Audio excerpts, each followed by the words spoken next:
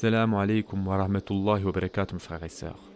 Nous en étions au hadith 36, l'incitation à œuvrer salutairement. D'après Abu Hurayra radiallahu anh, le prophète sallallahu alayhi wa sallam a dit « Quiconque soulage un croyant des situations affligeantes de ce monde, Allah le soulagera de l'une des situations affligeantes le jour de la résurrection. Quiconque rend les choses faciles à quelqu'un en difficulté, Allah lui rend les choses faciles dans ce monde et dans l'autre.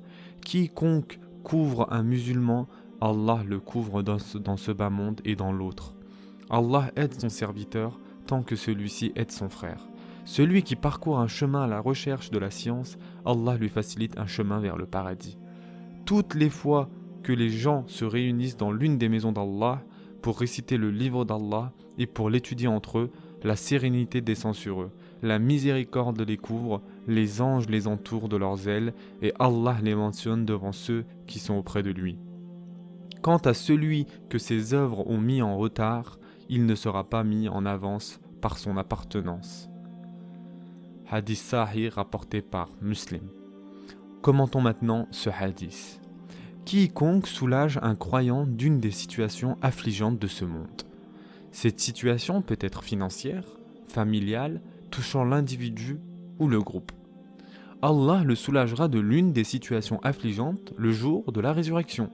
Sans aucun doute, les situations affligeantes le jour de la résurrection sont plus que celles de ce monde. Ensuite, quiconque accorde les facilités à un débiteur dans la gêne, Allah les lui accordera ici-bas et dans l'autre monde. La récompense ici est double.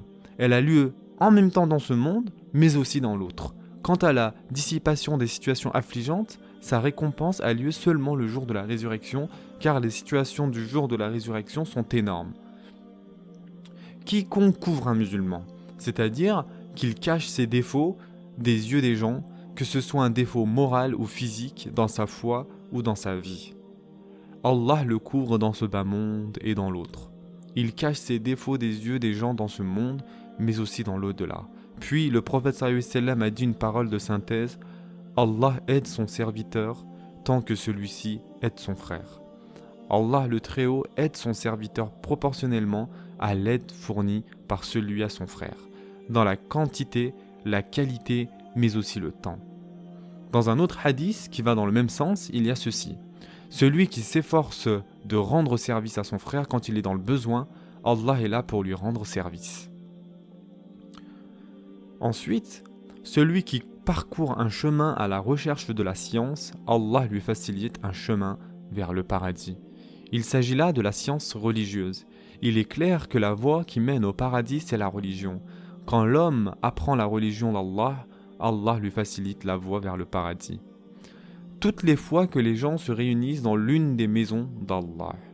Les maisons d'Allah sont les mosquées. Allah Ta'ala a dit: en ces maisons qu'Allah a permis d'élever et qui soit rappelé son nom. Sourate 24, verset 36.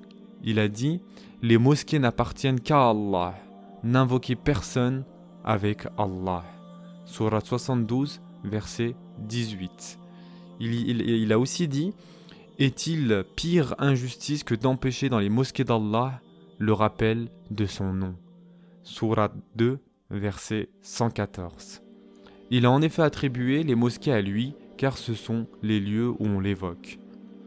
Toutes les fois où les gens se réunissent dans l'une des maisons d'Allah pour réciter le livre d'Allah et pour l'étudier entre eux, la sérénité descend sur eux, c'est-à-dire que la quiétude et la stabilité entrent dans leur cœur.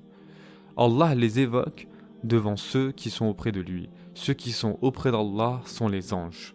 Quant à celui qui est en retard à cause de ses œuvres, il ne sera pas mis en avance par son appartenance. Celui qui est en retard à cause de ses mauvaises actions, son appartenance à une tribu ou à une famille de grande renommée ou autre chose de ce genre ne lui servira en rien, ni ne l'élèvera, ni l'avancera. Maintenant, quelles sont les leçons qu'on peut tirer de ce hadith? Leçon numéro 1, l'encouragement à soulager l'affliction du croyant. Leçon numéro 2, le jour de la résurrection est un jour d'affliction. Allah le Très-Haut l'a montré dans ses paroles. Humains, craignez votre Seigneur. Le tremblement de l'heure sera une chose énorme. Le jour où vous la verrez, Toute femme allaitante en oubliera son allaité, toute femme enceinte en perdra ce qu'elle porte. Tu verras les gens ivres alors qu'ils ne le sont pas, mais le châtiment d'Allah est terrible. Sourate 22, versets 1 et 2. Ensuite, leçon numéro 3, l'appellation de ce jour de l'élévation. Car c'est le jour où les gens se lèveront de leur tombe pour comparaître devant Allah. Jour où on élèvera la justice et où se lèveront les témoins. Leçon numéro 4, quiconque rend les choses faciles à quelqu'un en difficulté, Allah lui rendra les choses faciles dans ce monde et dans l'autre. Faciliter les choses à quelqu'un se fait en fonction de sa difficulté. S'il s'agit par exemple d'un débiteur dans la gêne, lui rendre les choses faciles signifie lui accorder un délai ou le décharger de sa dette. Quoique le décharger soit mieux que lui en donner un délai. Pour celui qui fut frappé d'un malheur, la facilité consiste à l'aider, le soutenir, le réconforter, lui montrer la récompense divine qu'il aura en décharge de ce malheur. Leçon numéro 5. L'encouragement à couvrir le musulman, c'est-à-dire taire ses défauts. Toutefois, cette couverture n'est louable que si elle comporte un avantage et est dénuée de dommages. Si par exemple un homme est connu pour ses crimes, a commis un délit, il ne faut pas le couvrir. Mais quand un homme qui est à nos yeux droit et qu'un jour il a commis un acte illicite, il est souhaitable de le couvrir. Leçon numéro 6. L'incitation du serviteur à aider son frère et qu'Allah est aux côtés du serviteur tant que celui-ci est aux côtés de son frère. Leçon numéro 7. L'encouragement à apprendre la science religieuse. Leçon numéro 8. Le mérite de la réunion des gens pour la récitation du Coran et l'étude de ces versets. La récompense de cette récitation et l'étude n'est effective que si les serviteurs se réunissent dans une mosquée d'Allah pour obtenir la bénédiction du lieu, car les meilleurs endroits sont les mosquées. Leçon numéro 9. L'exposition de cette récompense.